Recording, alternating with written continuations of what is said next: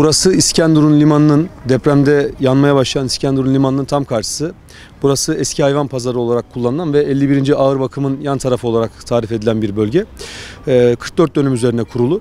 Biz Beylikdüzü Kaymakamlığı ve Beylikdüzü Belediyesi olarak bu alanın teşrifatını, bütün çadır kurulumunu, diğer ihtiyaçlarının giderilmesini üstlendik. Depremin ilk gününden bugüne ekiplerimiz burada. Sabah depremden 2 saat sonra Afet Koordinasyon Merkezi'nde hemen toplantıya girildi.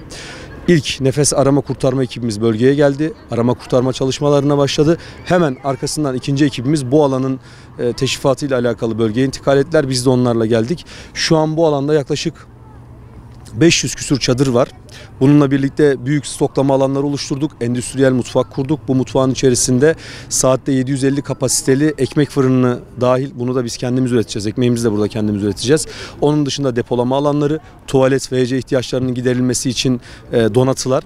Bununla birlikte gezici kütüphanemizi Beylikdüzü'nden getirterek çocuklarımızı tabii ki unutmadık. Onların bu şoku atlatması, hayata entegre olmaları için onların da sosyal donatı alanlarını gerçekleştirdik ve psikolog, okul öncesi öğretmenlerimiz de burada. Aynı zamanda bu tip durumlarda maalesef çok karşılaştığımız salgın riskine karşı Veteriner Hizmetleri Müdürlüğümüzün ekipleri dün bölgeye intikal etti ve düzenli olarak ilaçlamalara başlayacaklar.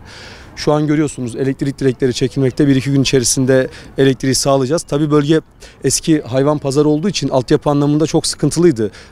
Temiz su, atık su giderleri, elektrik, bu anlamda İBB'nin de yardımını aldık. İlçe belediyesinin de yardımını alıyoruz ve kendi ekiplerimiz de, Beylikdüzü Belediyesi'nin kendi ekipleri de şu an burada.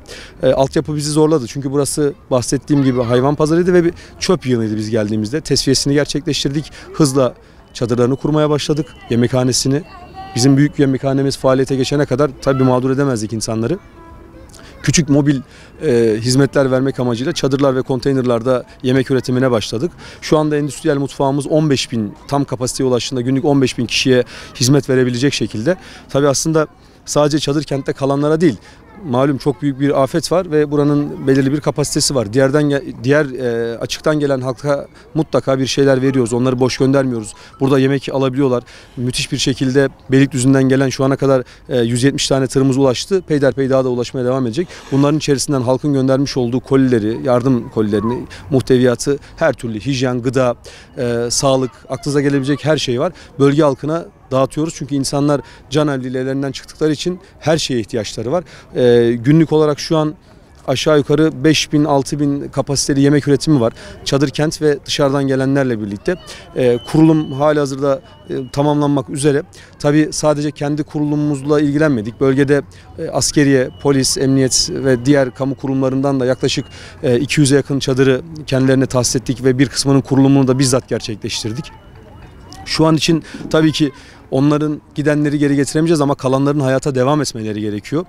Biz de onların hayata devam edebilmeleri için en azından bir parça da olsa, evet bu koşullar belki normal yaşam alanı gibi değil ama mutlaka bir şeyler yapılmalıydı. Biz önce ekip olarak burayı tesis ettik ve kısa süre içerisinde buranın tabii asıl amacı, biliyorsunuz bu tip afetlerde çadır kentlerin asıl amacı bir an önce konteynera dönmektir.